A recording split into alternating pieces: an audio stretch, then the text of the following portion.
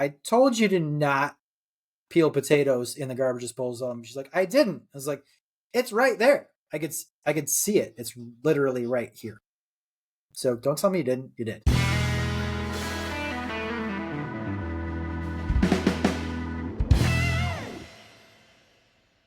Hey, we made it. We made How it. are you doing today? Doing good. Are you As long as doing good? as long as Doing we good? don't talk about building departments, I'm doing really good. Yeah. What did you do? We were denied permit today. Just found out this afternoon we were denied permit for a kitchen that is maintaining the same exact layout, not doing anything mechanical, not doing anything structural, and was told that Okay. for multiple reasons, and I will the village that denied this will remain nameless for now. But if this persists, I will call them out. We were denied permit. We're using a recirculating microwave, which was already a recirculating microwave. Sorry, and they put in a note in there: failed mechanicals, because we were not using a makeup air system for a hood vent that is exhausting over 400 CFM. We're not exhausting over 400 CFM. We're actually not exhausting anything at all. And you are well within code to use a recirculating vent, especially in conditions such as this. It's an old condo building. There is no way to exhaust that without getting into neighbors' homes. That's one. The other one, which is I'm shocked at, and I actually called my electrician, who's a licensed electrician of over 20 years, and said that we failed because they're requiring a permanently installed light fixture must have a dimmer switch or an occupancy sensor. It must. It must. So this is news to me that you have to have a dimmer switch or have to have an occupancy sensor. Wow. Yeah. Wow. So you're just not allowed to leave lights on in your house full blast anymore. Yeah. That's crazy. My electrician had never heard of that. And this is not National Electric Code. This was under Energy Code failure. So I don't know what energy code, if this is the municipality that adopted their own energy code. This is a North Shore town that is very affluent, starts with a W, ends with an A. Huh. I didn't. Yeah. Have you ever heard of this? They're just getting ridiculous. No, I never heard of this. This is getting ridiculous. They're now telling you what light switches you have to have in your house. Yeah. Yeah. Like, you can't just turn your switch on. You can't just turn your light on. You are required to have a dimmer switch, but required to have a dimmer switch or occupancy sensor, one or the other. Required. What is that? Or where it turns on and off when you walk in the room? Yeah. So like I've put that in a lot of laundry rooms because you're walking in carrying a laundry basket or something like that. So you walk in and clicks right on and then clicks off after you're out of the room for 5 minutes or whatever. Fine. That makes sense in that application. Yeah. But to require it, who are you to tell me? Are you now going to tell me how many lights I'm allowed to have in a room? Yeah. Because if we're talking about how much energy I'm consuming, what's the rule? What's the law? If that's the case, then tell me how big is my house allowed to be? How many lights am I allowed to have in that house? Where does it stop? Where does it end? It's a slippery slope, my friend. I don't know. But don't ask them those questions because they might not have thought of it yet. Right. Right. Yeah. It's a slippery slope. I don't like it. That's crazy. Yeah. And then I always tell clients, like, you never know what the building department is going to say. You just don't. Yeah. They just vary so much. It's so wild. So anyway, that was my day today. How about you? A shame. Wow. That sucks. It sucks. Okay. My client is good luck. And not I'm sure. What are you going to do about it? I mean, you can't really do anything. You kind of have to usually follow their rules and go with it and deal with it after they leave. Yep. Why are you pulling a permit though? Like if nothing's changing, nothing's moving, you're not doing anything, just throwing in new cabinets, why are you getting a permit? Funny you should ask that. So on this very same building department's website, it clearly states if you are keeping the same layout and you are not moving mechanicals, electrical, or however it was stated, this does not require a permit. And I actually copied that page and sent it to my client and said, according to their own website, we don't need a permit. And she said, well, I'm going to let the HOA know. And she did. And the HOA said, well, actually, we want this written from the building department stating that this does not require a permit. And the building department said, no, you do need a permit. And I said, Of course okay. they're going to say you need a permit. Yeah, of course. So I said, okay, that's fine. Sure. Then we'll get a permit. Everyone's licensed and everyone's doing this right. No, but I know you're not trying to hide anything. It's just, of course they want their permit because they want their money. Couple $100. Yeah. Yeah, it's money. So we ended up going down this path. And that's exactly what she said to me today. She said, I wish we would have just not even contacted the building department and just done this. And I said, well, then you could have said, I told you so. There you go. Could have. That would have went over really well. Brutal. Yeah. So anyway, how about you? How's your day? Or last couple days? It's been hot today. We hit 80 degrees today, which is kind of crazy. It was warm. Yeah. You're not used to that. It was warm. And then what? You're not used to that. No.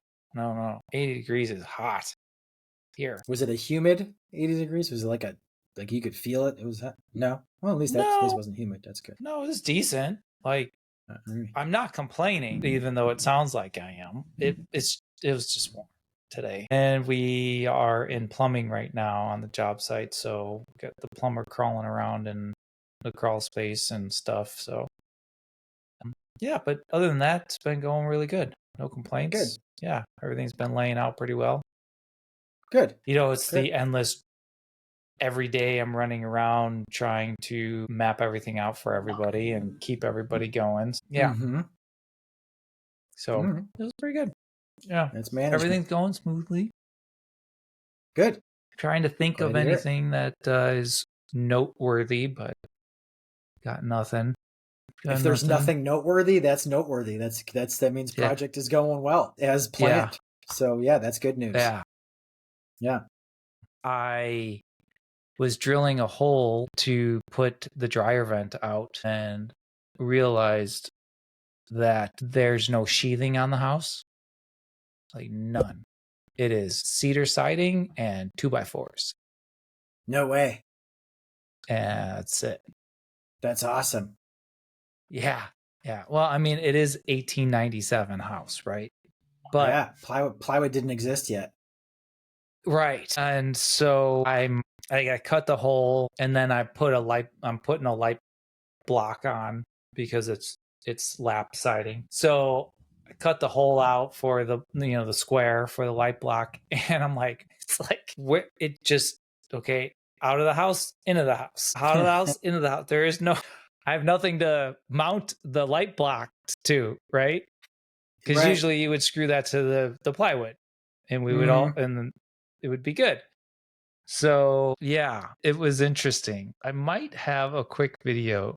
Let me see if I have a quick video. Yeah. So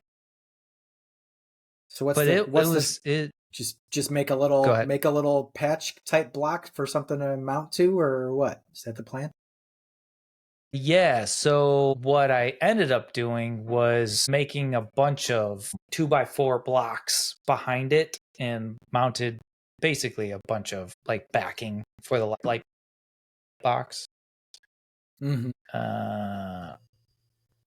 There we go. Let's show you this. Okay, so in context, we're up in the laundry closet. We're putting a brand new laundry closet or laundry area, and it's all going to be cabinets and everything. So the plumber right now is putting in all the plumbing for behind the cabinets, and you might think that some of these things are a little high. That's because the washer and dryer are going to be sitting up in the cabinets. Mm-hmm. But I want you to focus on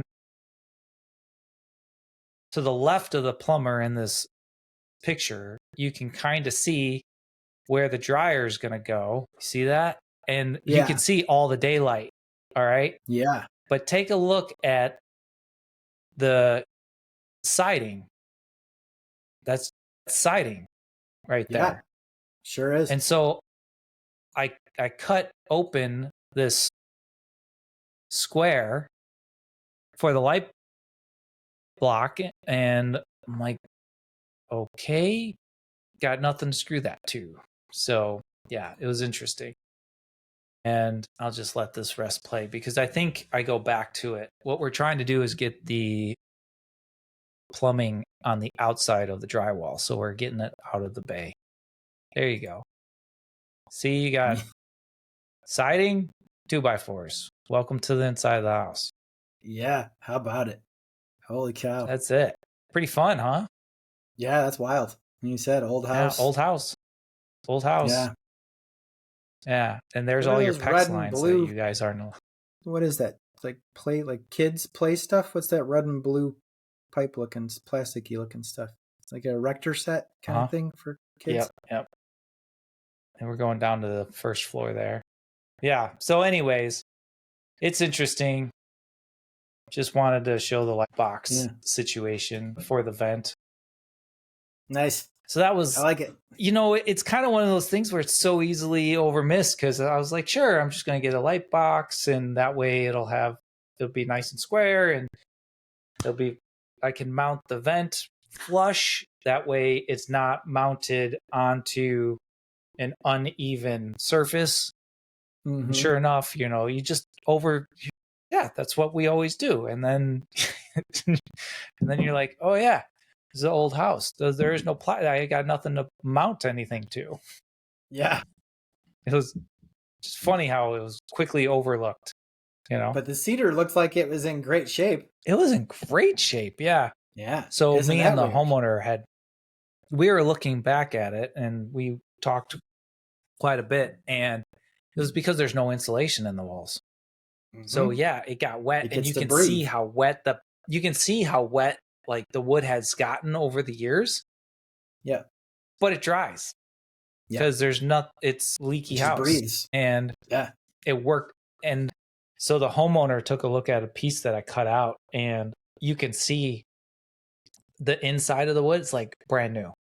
Like no rot, no nothing, like looked in great shape. We talked about it, and when I told him we can put insulation in these walls, and we will around the plumbing, which may or may not help, but we are going to, just in selective areas.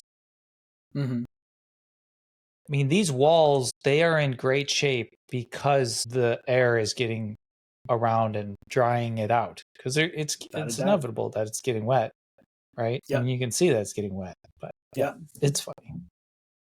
Yeah. So without a doubt. Without a doubt, man. Stay good quality cedar and just let it breathe. That stuff will last for forever.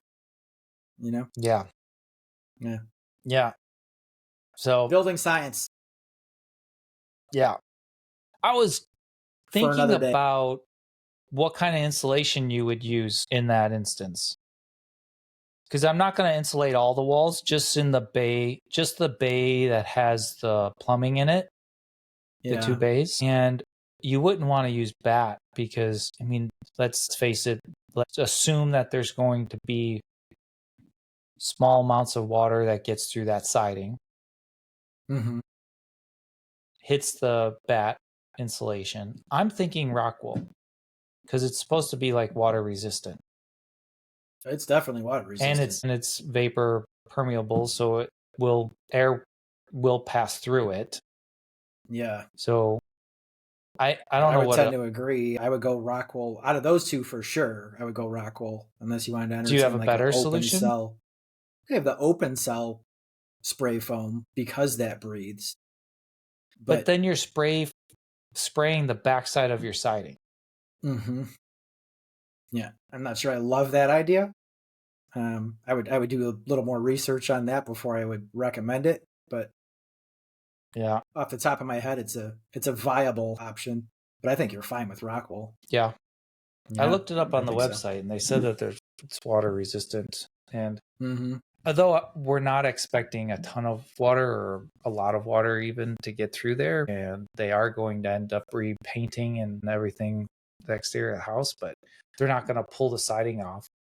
At least they're not planning on it. And if they do, I doubt they're going to pull the whole side. It's an historical home. and it's tagged as such. So we're not going to just start ripping siding off the side of the house and then have to sheet the whole Yeah, thank you for that. Seriously, thank you for that. Yeah, so it's historical. Leave it. Yeah. Leave it alone. Yeah. So, anyways, that's what's going on with me. Nice. All right. Nice. Here we go, Ken. Another week at the Renovation Situation Podcast, where we pull back the layers of this complex remodeling industry. Grab a beverage of choice. I'm Joe, and I'm here with Todd. How you doing, Todd? Doing good. Awesome. We're doing good. We're doing great. It's going to be a good day. So what are we talking about? Building departments. No, I'm kidding. I'll get over it. Garbage disposals. This is on my list of topics for a while. And you have a pet peeve with them, I think. I do. I don't like them. I've never liked disposals. Okay. I think they're noisy. I think they smell. I think they break. I think you can tell people all day what not to put down there, and they're just not going to listen, and they just get clogged, and I just don't like them. I think it's funny you brought that up because it's difficult. I had watched a Instagram reel the other day about a plumber was going to this house to rot out a sewer, and he put the camera down there to see what it was, and it was all like, for the eye can see, it was just massive amounts of eggshells. And he did a little PSA announcement about, like, do not put eggshells down your garbage disposal. Right. Yeah. So there you go. There is a whole right, here list. We go. You got a list? There is a list. I mean, there's a whole bunch of lists, but okay. Well, let's throw out what you don't put down your garbage disposal. Yeah, your hands. Don't put your hands down there. Hands would be the first of things to not put in a garbage disposal. Yes. Just a quick Google search, and there's, you can get lists that are anywhere from 5 to 30 things long, but pasta, bone, bone for sure. They'll potentially break a blade or get trapped in there or whatever and create a jam. I've never heard of oatmeal. I'm not sure why that is, other than it just takes on a bunch of water and expands and gets clogged. I don't know why that is. I have no idea. Yeah. I've always heard potato skins, because those potato peels, those will just for sure they just starchy, just takes on all that, absorbs all that moisture and just builds up and gets clogged. Anything fibrous, pumpkin fibrous, corn husks, that kind of stuff for sure. Like you had mentioned, eggshells made it on the list. Eggshells made the list. Yeah. Onion skins? Onion skins I have never heard of either. Yeah. But, and this is, again, just a quick, AI answer what here. I don't even... AI answered for you? Yeah. But, coffee grounds? Yeah, that's not good. Right. Although give a little thought as to what you're just throwing down your disposal. I mean, I got to be honest. I clean my mocha pot every morning, and there's always leftover little coffee grounds that gets in there. Okay. But I don't know why. Like, I imagine. I never I never use one. I've had multiple clients who've had issues with disposals. I have a sister who, I'm going to throw her under the bus, but she doesn't watch this anyways. I've told her before, don't throw this down your disposal. And then she'll call me, my drain's clogged. Okay. I go over there, take the trap off, look in there. What's in there? Whole bunch of potato peels. It's like, I told you to not peel potatoes in the garbage disposal. And she's like, I didn't. I was like, it's right there. I could see it. It's literally right here. So don't tell me you didn't. You did. But part of my point is, you can tell people all day, they get comfortable, and just everything goes down the disposal. It just disappears. Yeah, that's true. They get too lazy about it, and then everything becomes acceptable to go Yes. down the drain. Yeah. Yes. Again, I think they smell, and you can get those little lemon scented balls to throw down there if you want. They have some quick fixes for that, but just throw your garbage out. Like, I mean, You know what it's not I hard. think a little trick is to throw ice down there and turn it on, kind of clean it up. Okay. I had a client recently who actually had an issue with the disposal, and she said it just didn't sound like it used to sound. And I said, okay, well, maybe something stuck in there. And so, little flashlight and whatever, didn't see anything. And she did some research and it said, throw an avocado pit down there. And that's supposed to help Jeez. clean it. And I thought, avocado pits are super hard. I wouldn't be surprised if it Yeah. didn't break the blade. Nonetheless, she went to the store, went and bought some avocados, and she said, I hate avocados, so I'm going to cut these up. Will you guys eat the avocado? And then I'm just going to throw the pits on the disposal. So I said, yeah, all right, sure, why not? So we did a little avocado party, and she threw the pits down the disposal. She said it actually helped. So I was like, really? Okay. That's what she claims. I'm not going to suggest to put down an avocado pit. Yeah. No way. Those things are super hard. Yeah. Yeah. So I would think they would be equivalent to putting a bone down there, but right. I don't know. Guess put not. a handful of ice cubes down there I'm thinking will help if you're thinking things are stuck, but that's why it stinks. Yeah. Anyway, some vinegar down there, clean it up maybe. Just a little, but I don't know. Yeah, they can stink. Yeah. They're really popular out here. And I say that because when I was in the Midwest remodeling, we always tore them out, never put them back in. It just, like, most people didn't want them. Or maybe I was doing a really good job of talking them out of it. But here, like, are you kidding? You can't not put one in. I mean, that's not, it's not allowed. You have to have one in out here. It's crazy. Yeah. So, I would say most people request them or prefer them out here, but I do give my quick little get up on my soapbox for a couple minutes and tell them why I don't like them. And if they still want them, then fine, we'll put them in. But, I'm never encourage anybody to do so. I have a theory. So last year I had gotten a sewer rat in my pipes at my own home, my own personal home. And we had talked about this in a previous podcast. So go look up rats in a previous podcast. Anyways, I'm wondering, I have a garbage disposal. What if a garbage disposal in general would entice or at least invite sewer rats to follow the food up, right? Because you're leaving behind bits and pieces of food. Yeah. Why would they not? Especially with the water restrictions that we have today, the pipes are long and they twist and turn.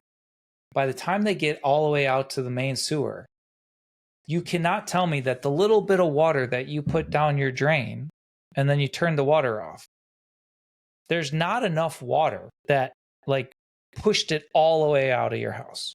I mean, not unless you're running the dishwasher or running the washing machine or whatever. It makes it only so far, in my opinion. I mean, who knows? I'm not down there watching garbage, float by, but in my head, I'm envisioning all these, feet of pipe. And the amount of water that you just, like, use in the, when you're washing food down your drain, if you're using a garbage disposal, I can't imagine there's enough water being used to push it all the way. So I'm thinking little bits of food from your garbage disposals, like breadcrumbs, right? Inviting a sewer rat. And let's just face it out there. If there are sewer rats, and if you think there aren't any in your town, you're probably mistaken. And the reason why you might not have them is just because the way that most newer towns build their pipes and everything, they keep that in mind. Some of like really old towns, they have the worst problem with sewer rats just because of the way the pipes were laid. So yeah, it's crazy. I learned way too much about sewer rats to even care. But I don't know, it's just a little theory, you know. You might be inviting. I mean, I had a personal experience with it. Well, so septic, you're probably not going to have sewer rats because it's going to dump immediately right into your big giant. Yeah. But I would say with garbage disposals and being on that scenario set up, I would not want to add more stuff into the vat of garbage that you're collecting because you're just going to end up having to suck it all out more often. I think it goes into a drain field. Yeah, you mean it, but it goes into a drain field and then it just drips into your backyard. Is that you? Are you thinking a rat would get into those but it's buried? You think they would smell it? I don't know. Yeah. I don't know. I grew up with septic systems for a very long time. I don't think that, well, I know I never had a garbage disposal growing up. And my dad was a plumber and he told me that we're never getting one. So, not allowed to have one. Yeah. I only have one, and it's the first one is in this house, is because it was here when I bought the house. And I haven't, my wife hasn't let me tear apart the kitchen yet. Yeah, so there it is. It's there until it breaks, and then it won't be. I do have to say, it is quite convenient. I don't feel as though whatever's left in the sink warrants me to have a big giant motor that needs to chop it all up, because whatever's left in the sink, the little crumbs, is just that. It's just little crumbs. I'm not taking my leftovers. Yeah. Like, no, well, first off, I'm going to pour that all into my compost because I compost. So it's like all that's going to go in the compost anyway. So really, I'm just rinsing off and then puts in the dishwasher. So I don't really understand the need. I don't feel like there's a need for garbage disposal, but I don't know. And we've had one here. It's been a few years and it doesn't stink, works. I don't know.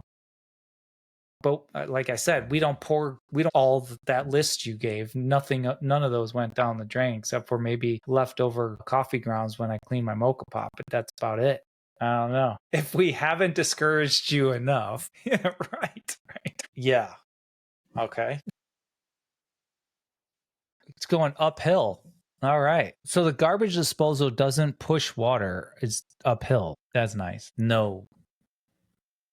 Yeah. Yeah. Here you go. This is a no-go. Like this, yeah. Plumber you need to get rid of the garbage disposal, period. End of discussion. Yeah. Or you need to cut the wall open and lower that drain. That's not good. Yeah. So that's a good point. Height of the drain coming out of the wall and your deep sink, and make sure that's actually going to work. Yeah. No, that's perfect. That's the way it should be. That looks good. Yep. That's what we do. Perfect. I like it. Now, switches, turning them on. Yeah.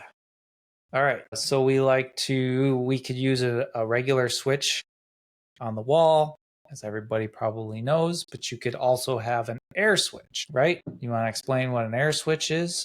I'll pull up a little picture of the one that we just purchased for the job that we're on. And this air switch is going to go in the top of, well, in our situation, it's going to go in the top of the countertop. So this guy's going to get installed in the top of the countertop. And all you do is press down this button here. And it's basically just air turning the switch on and off on the unit. So that's it. Just sits on top of your counter, or most people put them inside the sink. If you have like one of those older stainless steel sinks, you can just poke. There's probably a hole for maybe your soap dispenser or something, you can put it in that hole instead of the soap dispenser. If you're doing an undermount sink, then you just tell your countertop guys that you're going to have an air switch, and they drill a hole in the countertop there. Yeah, they can get pretty pricey, guys. This one was over $500 just for an air switch, so they get pricey. That's just the switch. It's pretty nice. One little, yeah, wake everybody up. Yeah, I like that. I also like that it's one less thing on the backsplash, because we often do countertop material 2cm on the backsplash, and you kind of want to less is more in that scenario, so you don't have a switch on the backsplash there. So what I wanted to say in relation to the dishwasher is, out here in the Pacific Northwest, we are required to install an air gap for the dishwasher still. Yep, we are still. I don't understand why I can't talk the inspectors into not needing an air gap for a dishwasher, since everyone in the Midwest doesn't install air gaps and everything's fine. And even the manufacturer says you don't need one, but I'm just saying. So they still, yeah, it's called politics. They still make us drill a hole in the top of your countertop for a stupid air gap. And if you don't know what an air gap looks like, I'll show you. It's just kind of like this funky, tall looking thing that's going to sit on top of your counter. And yeah, they see there, this one way over here, way off to the side there. Sure, it looks nice with everything else, but it's not needed. It's really not needed. And yet they're going to make you install a whole nother hole in your countertop.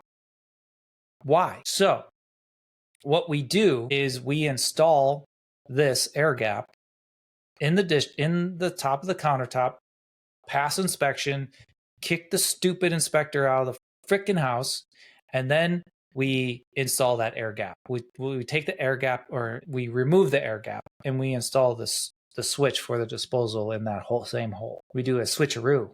Yeah, that's how we get back at the man. Take that, big jerks. And they have to know that that's what we're doing, because everyone under the sun does this. Like, everyone out here I know does it. Here's so sometimes, if you don't want to hole another thing in your countertop, you kind of can't do a switch on the wall, because we're going to put an air switch in, so you're kind of stuck with the air switch. But everybody wants the air switch anyway, usually, so it works out. So that's how we get around that. But we still have to install one, so you still have to spend $300, $400 on the air gap thing, right? Stupid. Yeah. So I didn't want to jump on dishwashers, but that was a little trick that we do on almost every project now, because they're dumb. Yeah. Dishwash, or about what else do you got anything to say about garbage disposals? Oh yeah. Yep. Okay. So you brought up a very interesting point. You said we cannot use the knockout in the disposal, even though there is one there and it's specifically made for the dishwasher. For some reason, we're told we can't use it, right, by the inspectors. So that means that we have to have, like, the dishwasher has to go into its own P-trap. That's what we're looking for, right? Okay, so I have an example of what that would look like, because you're probably thinking, well, how the heck do I do that? Because it's a little rubber hose, right? Well, my example, I don't have a garbage disposal connection on coming off the sink, but this is how we do the dishwasher. Would come up and into its own little P-trap and go out. So that's how we did it on this particular one. Yeah. Yep. Yeah. So something like that is what you would end up doing. If you have a one basin sink, because I know you can get a kitchen sink with 2 basins, so that means you have 2 drains, or 2 sinks basically. You have a little bit more options with that because you have 2 now to play with. But I don't put it. All my sinks are single. Like, no, I don't know anyone that likes double sinks. I hate them. Can't stand double sinks. I hate them, and I must just be lucky because all my customers don't like them either. So we're always using the single sinks, which creates kind of creates its own plumbing conundrum underneath the sinks usually, but we'll get there. Figure it out. Okay, yeah, and then as far as electrical for garbage disposals, really quick, we just have the electricians put an outlet in the sink basin there, right inside the cabinet, and that way appliance plug. So the electrician will hook up appliance plug to the garbage disposal, and that way you can just plug it in and out whenever you need to. Boom, done. Yep. Then that's right. Yep. Very good. All right. Cheers.